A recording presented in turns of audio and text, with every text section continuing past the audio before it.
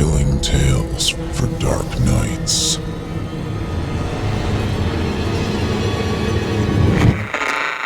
Want to make sure you never miss a Chilling Tales for Dark Nights video again? Be sure to subscribe and hit that bell to turn on notifications. It's time to turn off the lights and turn on the dark. Chilling tales for dark nights.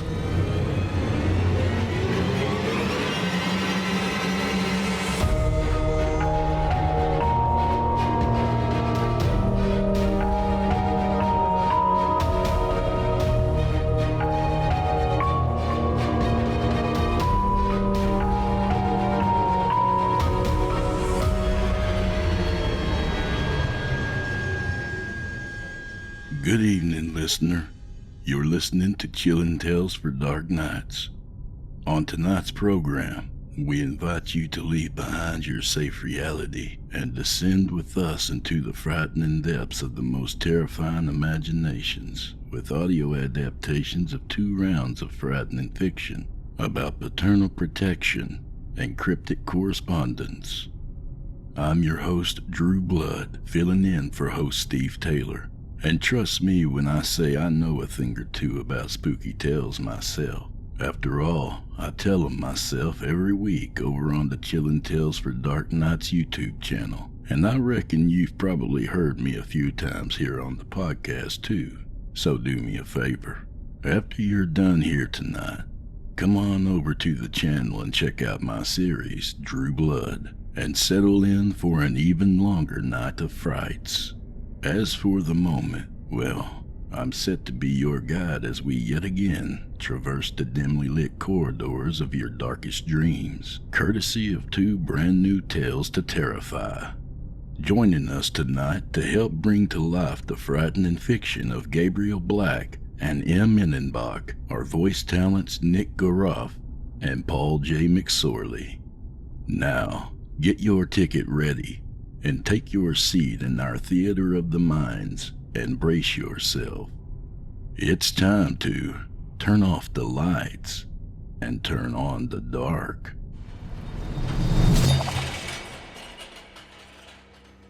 Our first tale tonight comes to us from author Gabriel Black and is performed by Chillin' Tales for Dark Nights 2016 Evil Out of Voice Acting Champion, Nick Goroff.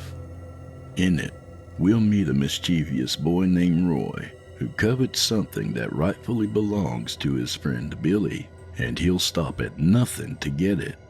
But is it worth the cost and the dark karma that's sure to slither its way in when and if he succeeds? Stay tuned and find out. Without further ado, I present to you The Worms Crawl In.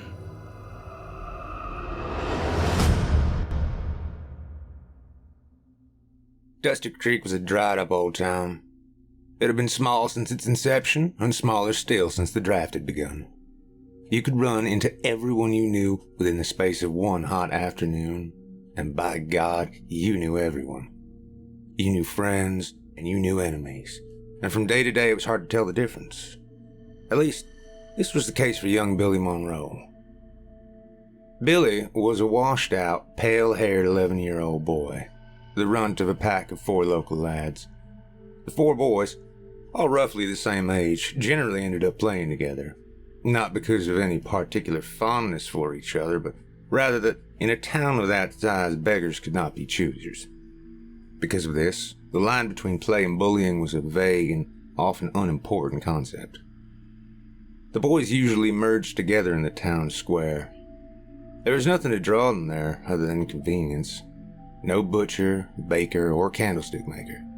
Just a grocery of dwindling stock, an unfrequented haberdashery, and some faded posters advertising the benefits of a victory garden, a hopeless endeavor in Dusty Creek, and a woman declaring that we can do it, equally hopeless as there was nothing to do. They had passing phases of interest, generally led by the whims of one Caleb Jacobs, a medium-sized, freckle-faced boy who was the unspoken leader of the pack. One month it was jacks, another month cards, though this was quickly put to an end by the hen-like ladies passing by convinced that the boys were playing that morally corrupting game called poker. After that, there came pirates, followed by jungle adventures. These faces would always come on suddenly, only to snuff out just as quickly. All that is, except marbles. Who knows why marbles was such a permanent fixture of the group? It simply was. A game could break out at any time, so the boys always carried their leather sacks of marbles. They generally didn't play for keeps, as the boys wished to hold on to their own meager collections, though Caleb could sometimes convince them to risk losing their cherished marbles with a rough and condescending tone. Billy Monroe was especially attached to his collection, or rather, to a single large shooting marble. It was a true prize, a two-color spiral snake marble with twists of oxblood and pearly mint coiling just under the clear glass surface. It was miles above the other simple single-colored agates and scavenged ball bearings. It was a hot afternoon, just like every afternoon, when Caleb decreed a game of marbles. With some judicious browbeating, he was also able to persuade the pack into playing a game for keeps. A playing circle was quickly scratched into the dirt, and the boys were now carefully choosing which of their own marbles they might be willing to sacrifice. When Billy Monroe pulled his jewel of a marble out of his sack, he gave the marble a comically exaggerated kiss for good luck before nestling the treasure beside him in the sandy soil, well outside of the bounds of the circle. Roy Jones, a broad, thick-lipped boy with hands the size of pan lids, sneered at him. "Why do you keep that old shooter even though you never use it?" he drawled. "It doesn't make sense." "What are you talking about?" said Billy. "I use it all the time." Roy licked his tongue. "You know what I mean, when we play for keeps like we're doing now." "Well, it's lucky. It's always been lucky. No sense in the world sending you some luck if you're only gonna give it away right back." Roy pouted. "I'm just saying that it's not fair that you don't use that shooter when we play for keeps," he spat out. Billy scowled. "How's it not fair? I'm not breaking any rules using a different shooter. We can use whatever we want. Right, Caleb?" Caleb nodded sagely, leading to a round of snickering. "Roy just wants it for himself," laughed Matt, a black-haired string bean of a boy. "I don't think you'd risk that marble either if you had it, Roy." Roy huffed at this call-out. "That's bullcrap and you know it," he growled. "Who'd want that fussy old marble anyway? It's just a stinking snake marble. Who wants those?" Roy grinned darkly at this new train of thought. "Know what?" Roy jeered. "I bet those aren't even snakes. You know what those colory bits look like to me? Worms. Wriggly, crawly, slimy worms." Roy barked through a cold laugh. "Do you love worms that much, Billy? Like your Gramps? I bet your Gramps loves worms. Comes home covered in them, shoveling worm food all day. Just can't get enough of them." Old Man Monroe, Billy's grandfather, was the local gravedigger, a taciturn, long-faced man who seemed more at ease among the silent dead than his neighbors. "Why do you keep itching for this damn marble then?" said Billy. "I thought you hated worms. Or maybe you want to eat it? Can't forget that yummy sandwich? Does Roy want a whittle snack?" "Stop it!" Roy spat through gritted teeth, yet even as he spoke, his insides spasmed. Roy's stomach couldn't help but roil at the memory, and the other boys laughed richly as he burned red from anger and embarrassment. Last spring, the group had chosen to bring lunch pails to school in order to play jacks during the midday break. Caleb had deigned to offer Roy half of his ham sandwich, knowing that the quickly bulking boy couldn't refuse a chance at rationed meat. Roy had eagerly chomped off a large, ravenous bite. Within one chew, Roy realized that he had been bitterly deceived as a slimy, earth-tasting paste gummed itself between his teeth. He dropped the sandwich, and as he gazed down, he saw bits of worm fall onto his chest and stomach, and the sandwich contents writhing and wriggling where they lay. He had screamed so loudly that he attracted the attention of the entire square, from the busy shopkeeper to the hen-hatted ladies, and even to old man Monroe, shuffling about doing rare errands that required personal interaction. With some deep breaths and a careful swallow, Roy brought himself back to the present. The churning in the stomach morphed into a burning, bileless fire. "Well, that marble didn't do your pa any good, did it?" he hissed. "That lucky marble. Bet it's cursed. I bet your old Gramps hates himself for giving it to him." "It's not cursed!" shouted Billy, his face scrunched up in red. "And it was lucky. At least Pa came back to be buried in one piece. That's more than you could say for your uncle," he jeered. "Bet he wasn't even blown up. Bet it's a lie. Bet he ran off with some French floozy." Roy launched himself at Billy, punching him square in the jaw. It took a moment for Billy to recover, but he quickly hunched over and drove his shoulder into Roy's stomach like some kind of crazy berserker. The movement forced a spat of bile up into Roy's mouth, and he gagged as he fell hard onto his ear. The rest of the boys burst out laughing. Okay, settle down, guys," said Caleb, after he had his fill of the derisive mirth. "Roy, you shouldn't have said that about his marble, and Billy, you shouldn't have said that about his uncle. Truce, okay?" Billy toed the ground. "Yeah," he mumbled. "I guess." "Roy?" Roy was still coughing on the bile in his throat. "Well, whatever. Come on, guys, let's get out of here." As the rest of the pack shuffled away, Roy had managed to right himself. He brushed dirt off his face with the back of his hand. "I'll kill you, Billy Monroe," he growled. "I'll kill you."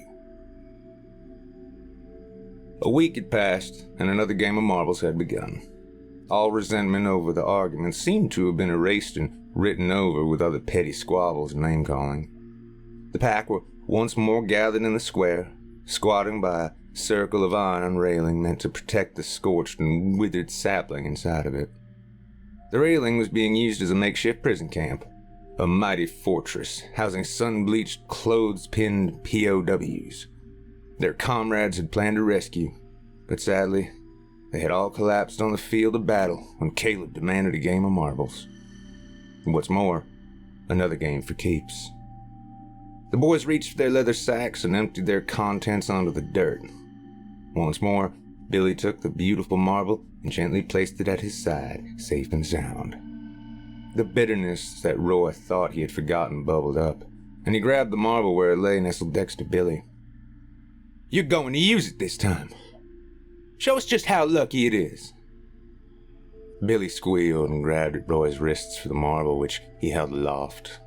When the side of Billy's fist planted itself into Roy's chest, Roy lost himself completely and shoved Billy hard. What happened next was an accident. A solid plant, perhaps accompanied with a thump of the head, then running off in ears. And that should have been the end of it. That was supposed to be the end of it. But the luck of Billy's marble soured that day. In one stumbling step backward, Billy's foot landed on a cluster of marbles, sending him careening in a violent arch. In his fall, Billy struck the iron tree guard and landed in a heap on his side. The boys were laughing, and as their guffaws turned into big huffs of steadying breath, they began to wonder at Billy's stillness. "Billy," said Caleb, "stop playing possum." "You can get up now, Billy. Don't be such a baby." The commentary hushed as they noticed a trickle of blood coming from his ear, and soon another streaming down his nose. They didn't move. They didn't speak. They could only watch as Billy lay lifeless, his skin, shirt collar, and even the soil around him became stained with red. The shopkeeper was the first adult to notice, as he had seen the fight and had stomped down the square to break it up. Upon seeing the scene before him, he let out a loud yell. A commotion was soon started, with some people shouting about the need for a doctor, and others shaking their head over the mysterious whims of the good Lord. As the adults crowded in, the boys were pushed away, as empty and dumb as the body crumpled on the ground. This episode of Chilling Tales for Dark Nights is proudly brought to you by HelloFresh. This one goes out to my fellow children of the 90s. I hope you're staying fly as possible, and not bugging too hard. If you manage to get jiggy with it, do everything you can to stay jiggy with it.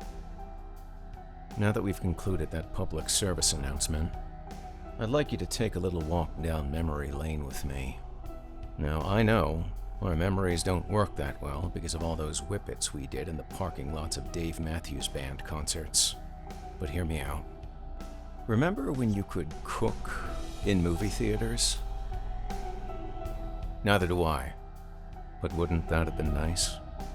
Frying up a delicious, savory barbecue pork burger while Jim Carrey talks out of his ass on the big screen? Oh, heaven would have been a place on earth. However, for those of you with home theater systems, you can make that dream a reality. And those of you without can still enjoy mouth-watering seasonal recipes delivered right to your door with delicious, fresh, pre-measured ingredients. That, at least, HelloFresh, America's #1 meal kit, can provide. Remember the grocery store?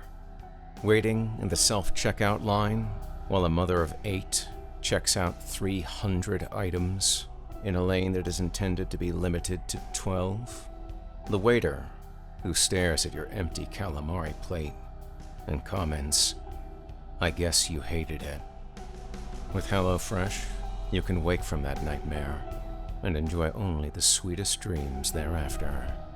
On the go, HelloFresh has meals that can be ready in 20 minutes or less, with lightning prep recipes and quick breakfasts and lunches, with fresh ingredients sourced directly from growers and delivered from the farm to your front door in under a week, contact-free. Now, HelloFresh provides no participation trophies, but the delicious food you prepare for your friends and loved ones will slake your bottomless appetite for validation. Thank you, 1990s. Guess what? HelloFresh is 28% cheaper than shopping at your local grocery store and 72% cheaper than a restaurant meal. Now that's money you can put into paying off your student loans that you still have, because in the 90s they told us, don't worry what you study. The degree will get you the job. But if you're still pining for toaster strudel and hamburger helper, I warn you, that will not fly in the 2020s. And the same goes for bagel bites, if that was your plan B. But with HelloFresh, I think you'll be more than happy to trade those up for sage butter pork chops with roasted broccolini and citrusy potato salad.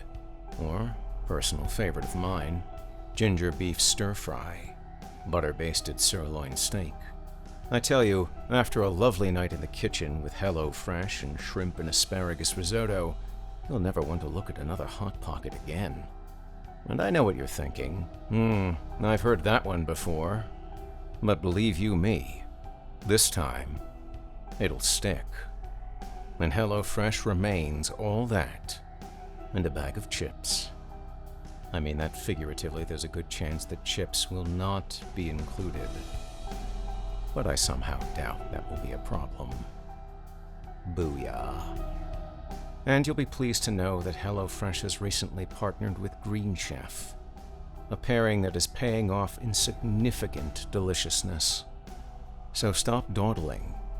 Go to hellofresh.com/ctdn12 and use code CTDN12 for 12 meals, including free shipping.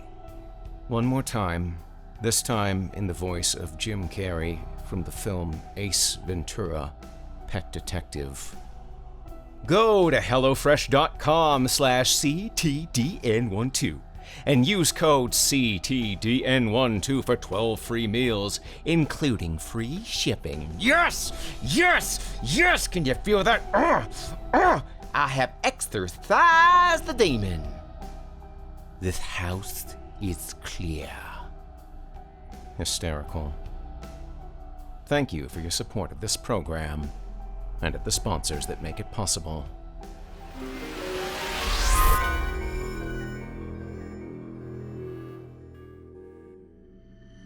A brief inquiry had been held, And while Roy was subjected to the stern looks and long-winded scolding of the town doctor, it had been decided that Billy had died by misadventure.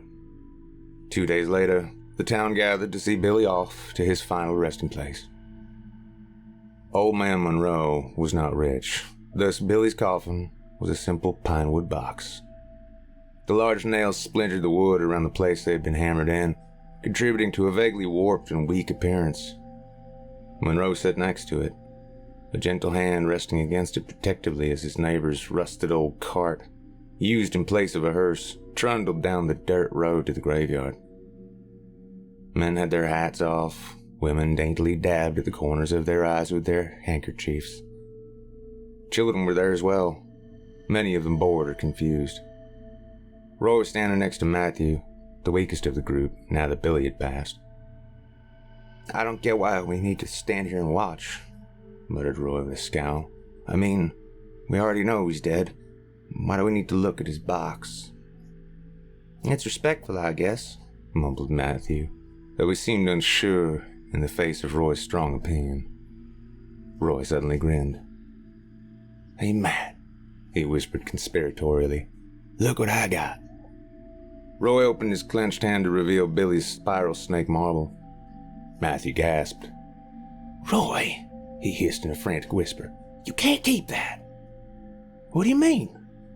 "You should give it back to old man Monroe. It's important to him." "You're talking horse shit," hissed Roy. "It's not like he plays marbles. He's too busy messing around with worm food all day." "But," said Matt weakly, "it belongs to their family." "Not anymore, Matthew," said Roy. "I grabbed it fair and square."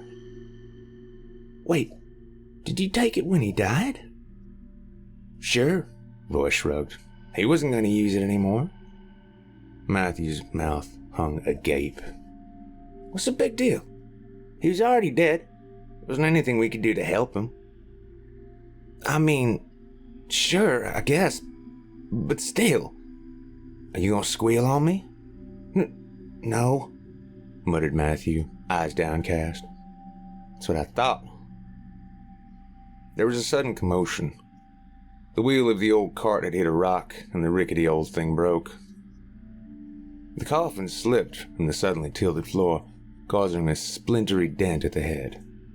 Amid the panicked and concerned shouts of the adults, and as old man Monroe gazed helplessly into the crowd, Roy simply threw his head back and laughed, the marble twinkling in his hand.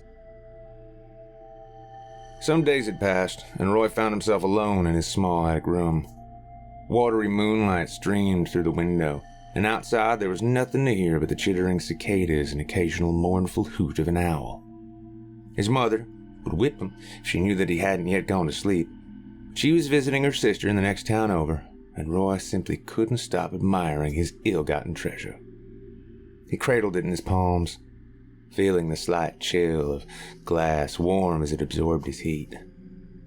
He held it in one hand, opening it flat so that the marble could roll gently over his skin.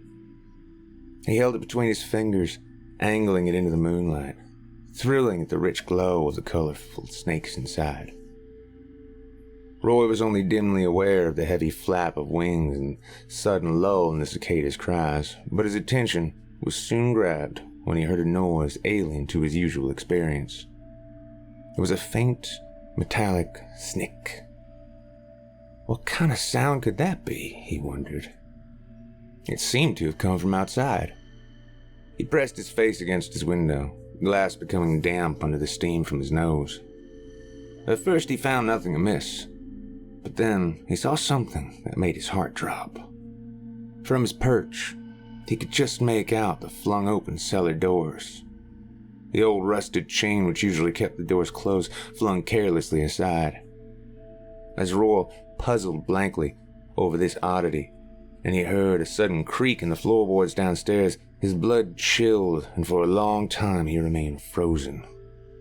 The steps continued, each tread sending a new shiver of panic up his spine.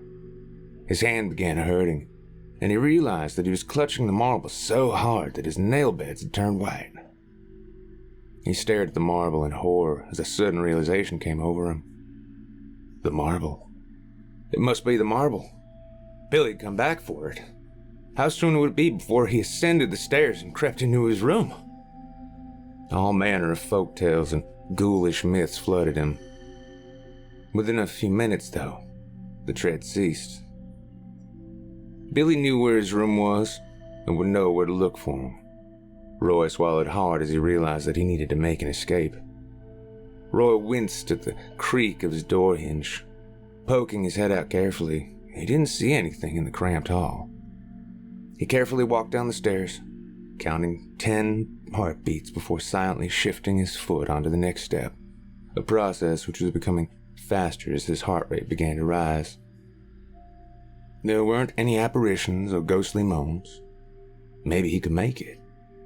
He could go to the neighbor's house and say there was a snake.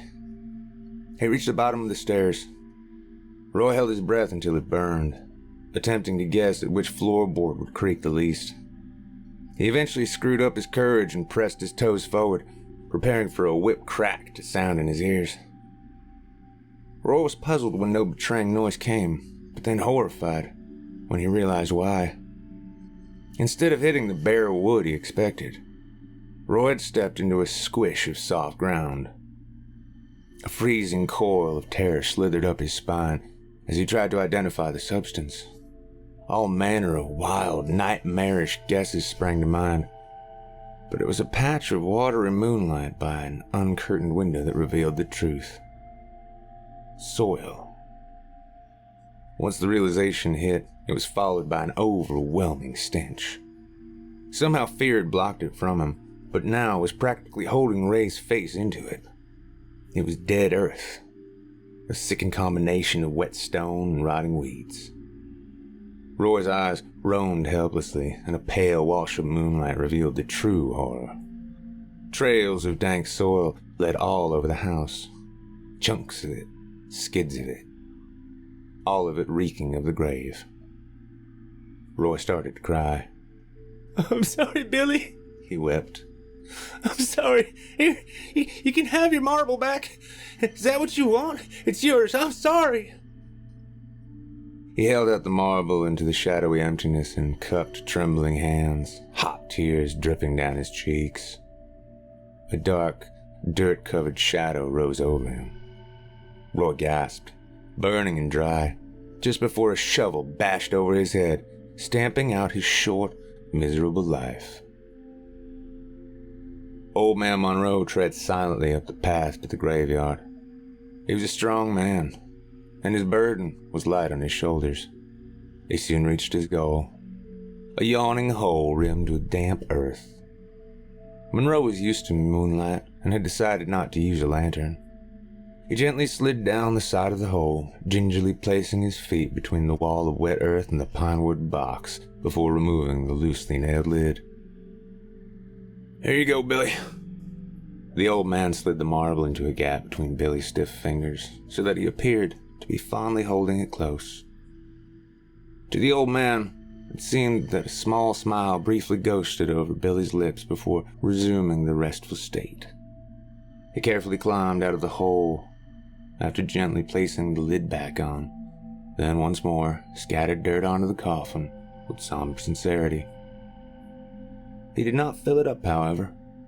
There was yet one more thing to be done. He roughly tossed a bloody mass into the hole. It was Roy, his mouth agape, his brains spilling out of his broken skull. The old man reached into his pocket, ready to give another treasure. Worms. Worms everywhere. He had spent hours plucking them from the damp earth, cooing at them with promises of a grand feast. He scattered them over the entire length of Roy's body. Already they were wriggling and poking at the still warm flesh, with one particularly curious specimen slowly burrowing into the pink pulp at his scalp. As a final touch, the old man stuffed a handful into Roy's open mouth. He spit upon the corpse, then cackled with a final departing message. "Enjoy your meal, Roy."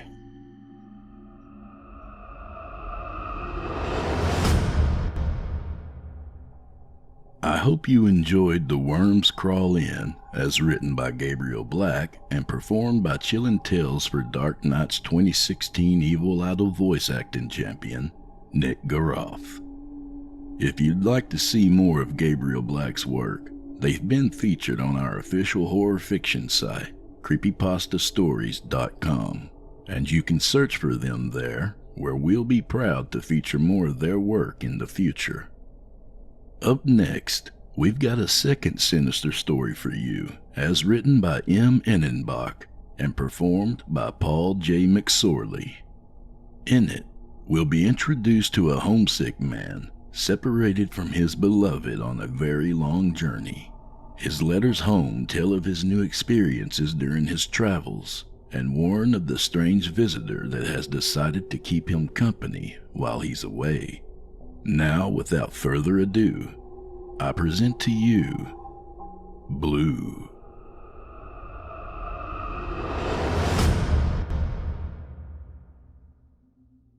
My dearest, I hope this letter finds you doing well. I've found myself stuck in a morose languish. I hope writing to you will release its hold upon me incrementally, as I've become unable to muster the energy to step outside this accursed hotel room. I fear the maids believe I've expired, as the "Do Not Disturb" sign has hung from the doorknob for a week straight. I miss the sound of the waves crashing and your singing as you sit in front of the fire. I also miss the steady clack of your needles as you knit yet another masterpiece to keep us warm in the winter. I miss the touch of your hand upon my shoulder and crooked smile informing me to put my book down and come to bed. This distance is too great between us, and I was meant to stay closer to home. My constitution demands the satisfaction of your lips upon mine. These Appalachian winds carry sickness and fear. I can't stand another breath of them.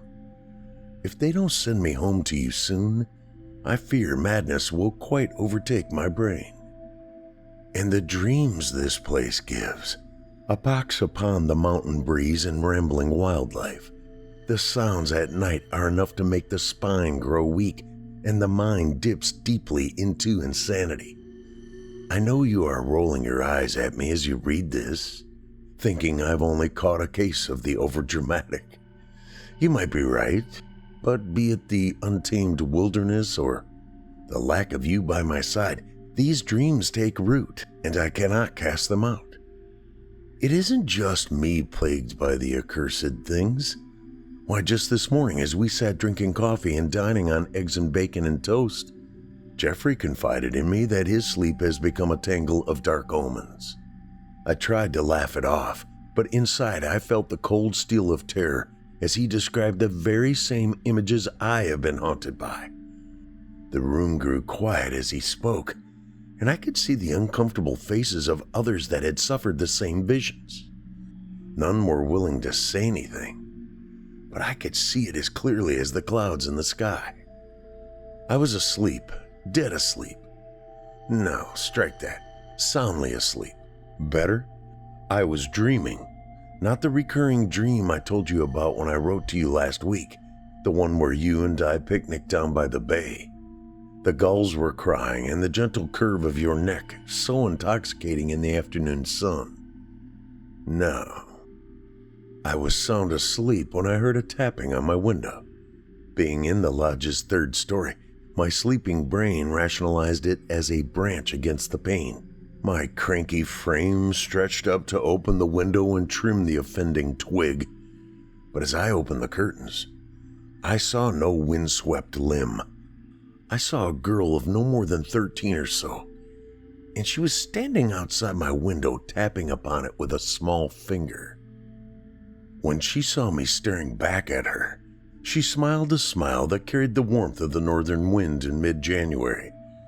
It chilled me to the bone to see this mockery of a smile, and I squinted my eyes to better make her out.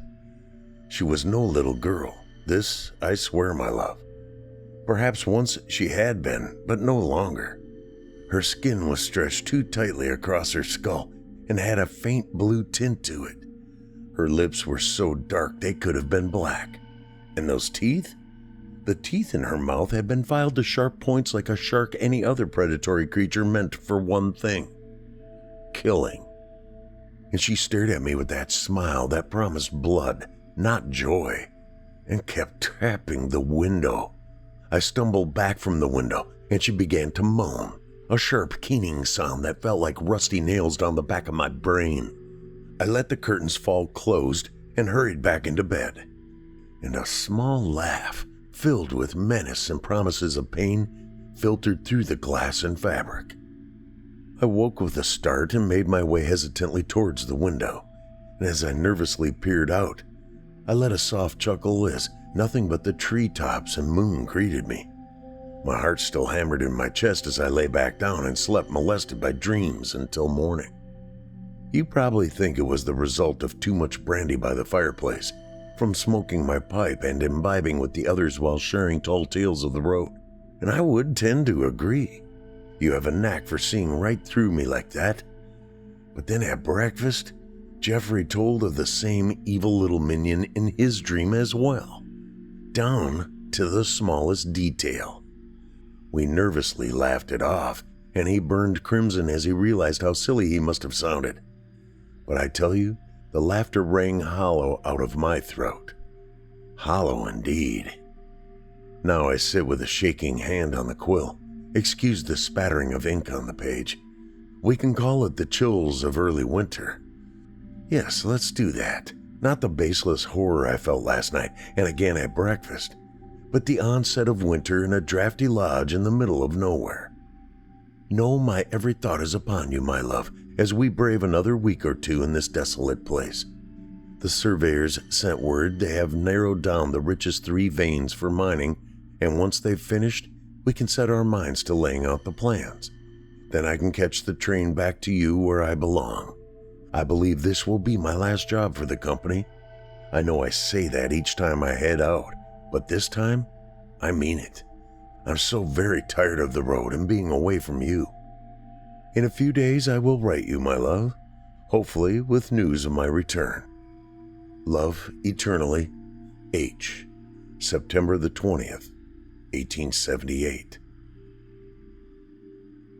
My dearest, good day, my love. Forgive the lateness in this letter. I had meant to write days ago, but we found ourselves amid crisis, one after another, and time got away from me. I wouldn't say I like this damnable place, truly a blight in this great nation. The natural beauty hides an undercurrent of pure evil, and I swear this. In my last letter, I detailed that we were awaiting word from the surveyors. After days of silence, we decided to send a party to find them and see what the holdup was. A band of the best trackers and hunters in the region says something as this land is as untamed as in the heart of Africa for sure. Filled with all manners of beast and men went feral from lack of civilization. This is the land our grandfathers and great-grandfathers first landed upon after leaving the only homes they ever knew in search of freedom and riches. The search party sends back regular messages to let us know their progress, and so far, after days, they have very little to report. It is as if the forests and mountains opened up and swallowed the surveying crews whole. Old campfires, weeks old, they say, are the only sign they ever existed. We know the direction they were headed towards, but if they ever made it, there is trace to be seen. The locals remain suspiciously hushed about it. Superstitious folk, the lot of them. They make the crosses sign and hurry off when we ask questions about the woods and mountains. It is infuriating to say the least. So we sit doing nothing while awaiting word on the missing men. Any more delays, I doubt I will make it to a city to catch the train home this year. The air smells thick with snow, and the clouds are heavy and block the sun on most days. But I keep optimistic, as it is too easy to slip into a malaise up here. On the dream front, since I wrote to you, the dreams have all but stopped. Now my sleeping head is back to being filled with thoughts of you and I frolicking in the waves and laughing and loving. I fear it was the stress of the situation and cabin fever combined. In fact, The spirits overall are much improved besides the worry about the lost crew. Well, we all believe they will turn up soon enough. It isn't the first time a crew has gotten turned around in the dense trees and winding creeks up here. The lack of stars and sun to guide them probably has them hunkered down, waiting for the proper chance to make it back. Our meals are back to being filled with laughter and lies told to sell immense laughter. It was an ever-escalating event of frivolity from men desperate to be home, but willing to brave it out a while longer. All except poor Jeffrey. The fool ended up cracking open his window during the night a few days past. Now he is suffering from sickness brought on by the chill air in his lungs. The doctors claim he has no signs of illness, just lethargy as far as they see. He mostly sleeps and drinks heavily of the tincture they make locally, a relatively strong concoction capable of taking down a bear, as the locals tell it. I took a drink of it and slept peacefully for nearly 12 hours, so I'll testify to its strength.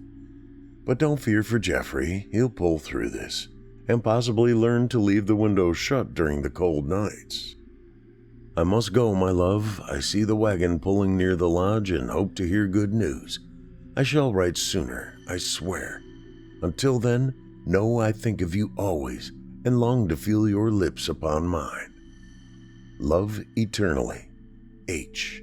September the 28th, 1878. My dearest, the last couple of days have been fraught with ups and downs. I feel torn in multiple directions. As always, I hope this finds you in good spirits. Apologies for the rushed nature of this. I am practically beside myself with glee and sorrow. Where to begin? After the last letter, the search party returned with good and ill tidings. The surveyors have been found holed up in a cave. A pack of ravenous red wolves attacked them. 3 men were lost, bringing the crew down from 9 to 6. Much of the equipment was lost as well, but compared to the 3 souls that have left us, it is a small price.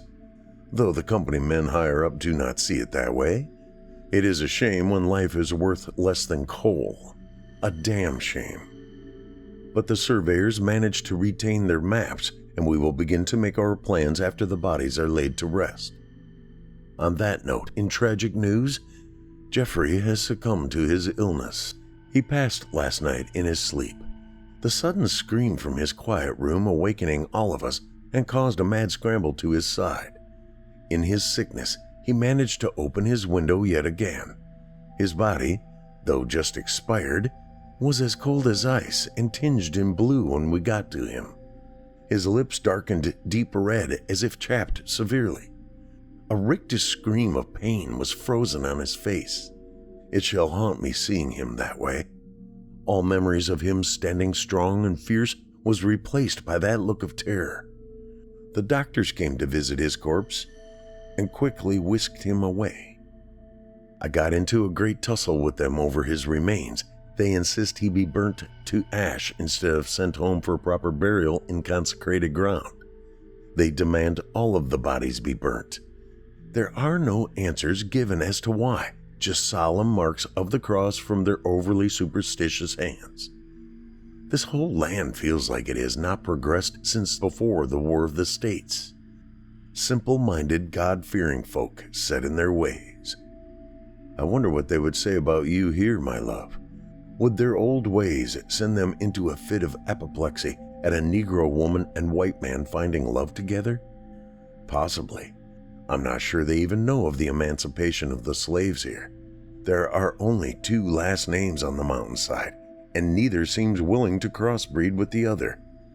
Needless to say, I'm glad you are safely at home and far from these savage fools and their untempered belief.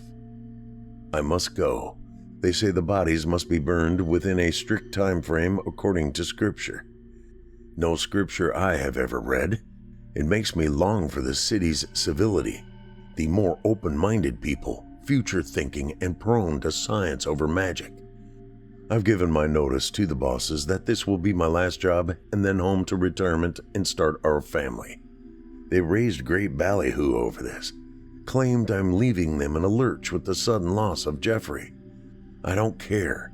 We can plant crops and I can pen my manuscript of our great nation's outlying regions. My life is with you, not them. It should be a week, possibly 2, before I can return to our home. First to lay these brave men to rest, then to plan out the mines. I miss you greatly, my love, and I will be there soon. Until that moment, I shall write to you and keep you detailed on this cursed trip. Love eternally, H. October the 3rd, 1878.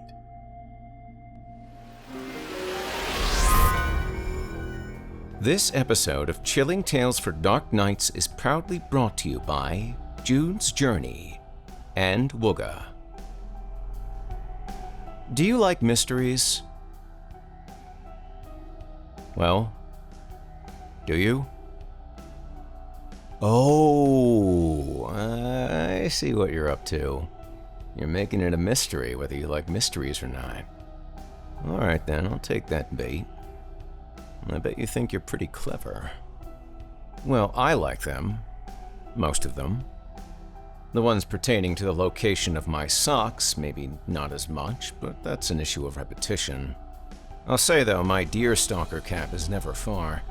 I recently solved the mystery of who murdered the couch cushion. Spoiler alert, it was Gus. I got another mystery for you. The case of how tired a cliché is saying spoiler alert. Spoiler alert, it's getting pretty tired. Ooh, did I just tease your brain? Next time, at least buy me some nice earrings first. Mwah. I'm guessing this delicious little back and forth could go on, but we're not here to talk about me. Or you, Buttercup. We're here to talk about murder. Murder most mysterious. In a Jazz Age hidden object mystery game that'll gum up your shoes and make the roaring 20s purr. Oh yeah, I'm talking about June's Journey, if you hadn't deduced that already. And you certainly may have, as I'm guessing you're too sharp for little old me. But the devil's in the deets, so I suggest you prick your ears. June's Journey is a free-to-download mobile game that puts your powers of observation to the test, where you take on the role of June Parker, an amateur detective investigating the mysterious death of her sister, murdered by her husband. Or was she? Yeah, I bet you can see where this is going now. Or do you? You're sharp, but everyone could be a little sharper. And what better whetstone to hone your sleuthing skills on than June's Journey? I gotta tell you, I'm pretty into it. And hidden object games are kind of a tough sell for me, as I suffer from frequent, violent, grotesque hallucinations. Even so, I do keep catching myself breaking it out when I have a free moment. At least, that's what I think I'm doing. When the blood goes away. Either way, a couple rounds of June's Journey in my spare time keeps my head on a swivel, my eyes on the prize, and leaves me refreshed and ready to take on life's next thrill. It's quite engaging. I flew through the first chapter, and I usually take my time with games like these. And the best news? There's always more where that came from, with thousands of intricate scenes and new chapters added every week. So get on it. You do need an internet connection, but it's free to download, and those clues are not going to collect themselves. So download June's Journey free today on the Apple App Store or Google Play. Thank you for your support of this program, and of the sponsors that make it possible.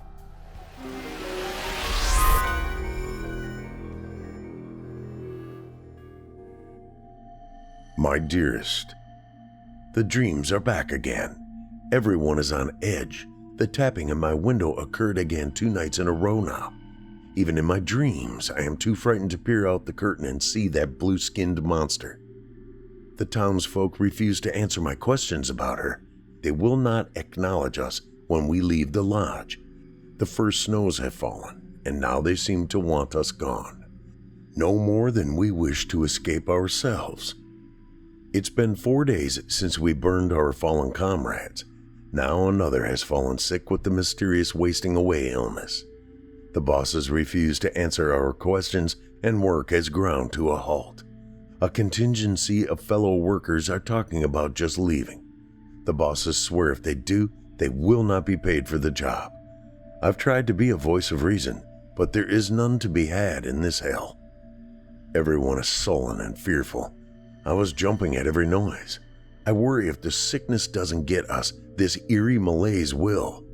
Secretly, I want to leave as well, but we need this final lump payment to settle down and start the farm. How I miss home. You. The clean, salty air and tides were lulling us into a sense of calm and security. The ocean is a balm for the weary mind and soul. Combined with your gentle touch, it is heaven in a world of turmoil. 2 more weeks. That is where I draw the line. After that, I'll be forced to winter here, and I fear I will succumb before it ends. The rooms grow stuffy, and I fear what lies outside the windows at night. 2 more weeks and I leave come hell or heavy snows. Until then, I will keep the peace as well as I can. I will seek answers from the townsfolk in the meantime. Unravel this mystery ailment and ghostly blue girl. I hear boots outside in the hallway. I must go and put out another fire, it seems. I love you, my wife. Hopefully the following letter comes and I will be on my way to you. Love eternally. H. October the 8th, 1878. Matilda. My love, how I miss you. This has turned from bad to worse.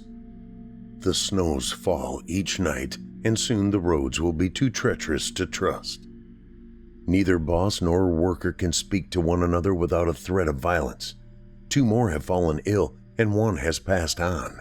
I've taken to visiting the tavern in town and drinking until I pass out at a table there. This lodge has become oppressive with fear and hostility. I've befriended a few locals. They tell tales of a group of blue-skinned demons that haunt the woods at night. Evil things with fangs and blackened lips that lure men to their doom. It is said they feed upon their souls and leave empty husks behind. They burn the bodies so they do not rise again. I don't know if this is just rural fantasy or accurate, but it chills me to the bone and leaves me weak in the knees. I've decided to leave without the pay promised. Death is not worth chancing over living a fruitful life with you. Even here in the bar, I feel the call in my inebriated sleep. Hear the tapping outside the walls. I shall return to the lodge this evening and pack my belongings and leave at once. It will be my first time returning in days. I hope to leave in the morning if the weather permits. I shall write to you before I go to let you know I'm on my way to your loving embrace. Love eternally. H. October the 13th, 1878.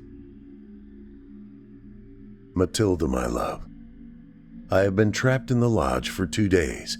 The night I came to pack, a blizzard swept in and the snow is halfway covering the doors. The sickness has claimed nearly everyone in the lodge. I barricaded the door to my room and pushed the dresser in front of the window. I am huddled in bed with the embers of my fire slowly dying out.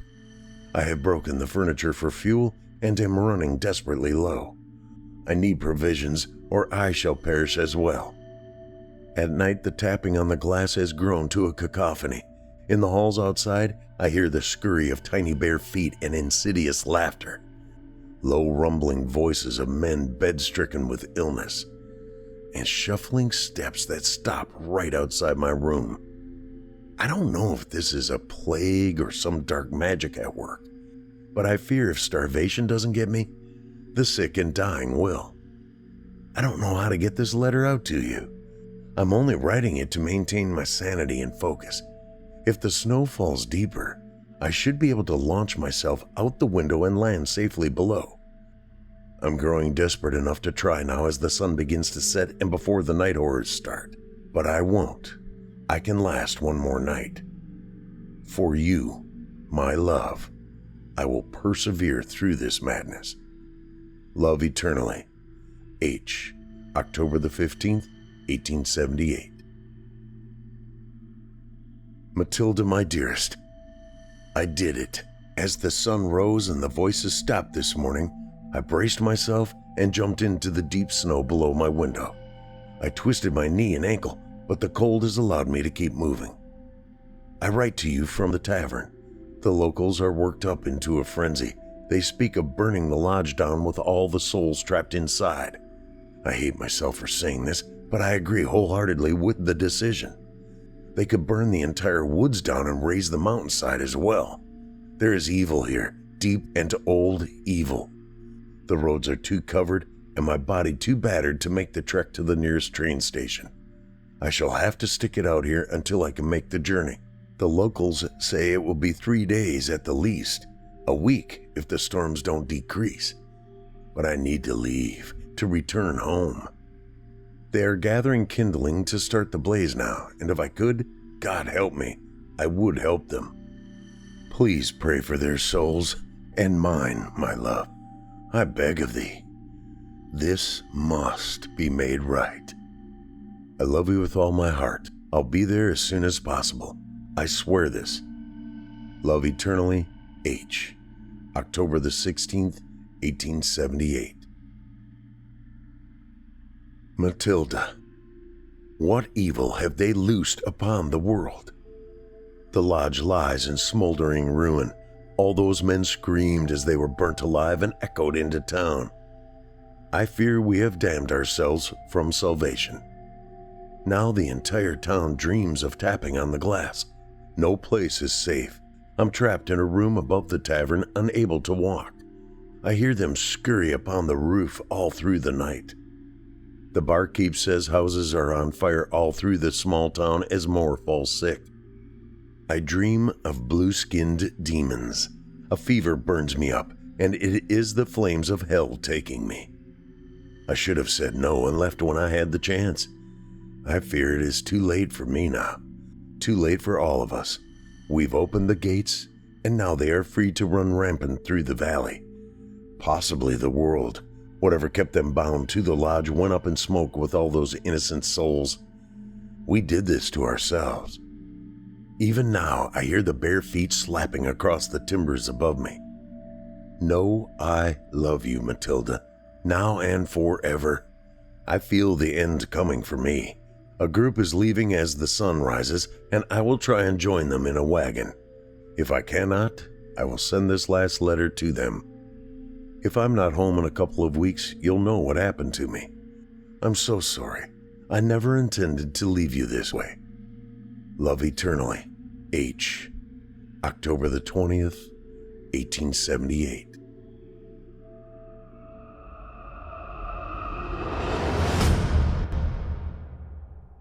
I hope you enjoyed Blue as written by M. Ennenbach and performed by Paul J. McSorley.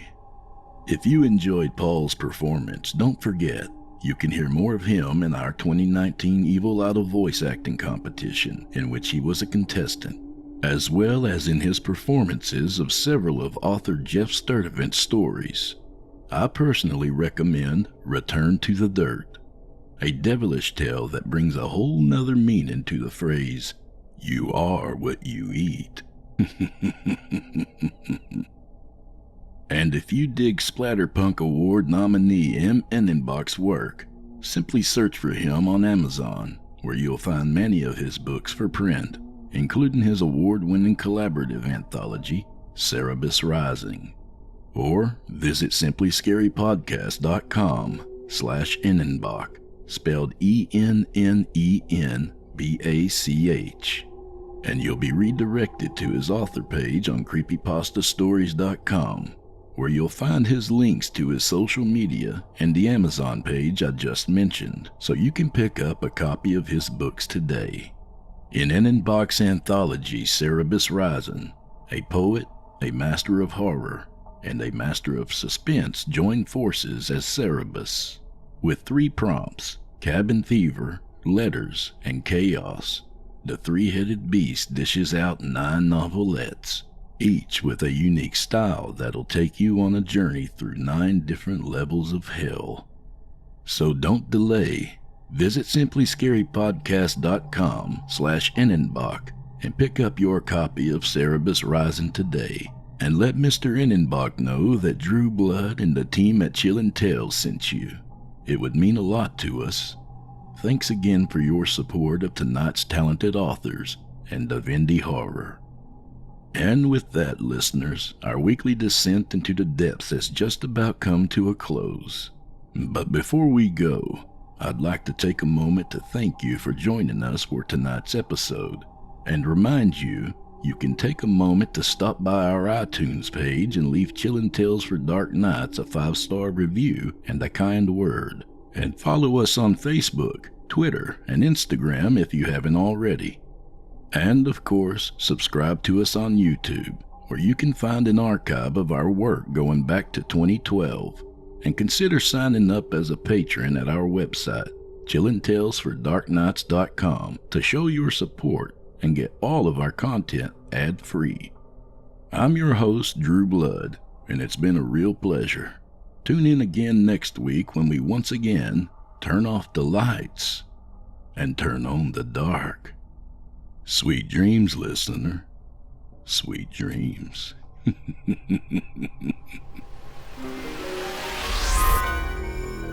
Thanks for joining us. You've been listening to Chilling Tales for Dark Nights, a production of Chilling Entertainment and a proud member of the Simply Scary Podcasts Network. Visit simplyscarypodcast.com today to learn more about our network and our other amazing storytelling programs. Tonight's program was hosted by yours truly, Steve Taylor. Selected stories have been adapted with the kind permission of their respective authors. Original music provided by Luke Hodgkinson and Jesse Cornett. Sound design and final mixing and mastering by executive producer and director Craig Roshek. Logo by Craig Roshek. Got a scary tale of your own that you'd like performed? We take submissions. Email it to us today at submissions@chillingtalesfordarknights.com to have your terrifying tome considered for production in a future episode of this show. If you enjoyed what you heard on tonight's program and are joining us on your favorite podcast app, subscribe to us to be sure you never miss an episode, and leave us a 5-star review and a comment. Your feedback means a lot to us. You can also follow Chilling Tales for Dark Nights and yours truly on Facebook to connect anytime and get the latest updates on this and other programs and my channel. If you're listening on the Chilling Tales for Dark Nights YouTube channel, do us a favor and hit the subscribe button and the bell notification icon for CTFDN as well to get more spooky tales from me and the crew each and every week. And don't forget to hit that thumbs up button to tell us how we're doing and leave a kind word or a request. And don't forget to visit us at chillingtalesfordarknights.com and consider supporting the team by becoming a patron. In addition to helping us out, you'll get exclusive access to our audio archive and ad-free downloads of all your favorite stories, including those you've heard on this program. We'll be back next week with more terrifying tales to keep you up all night. But that's all right. Who needs sleep anyway?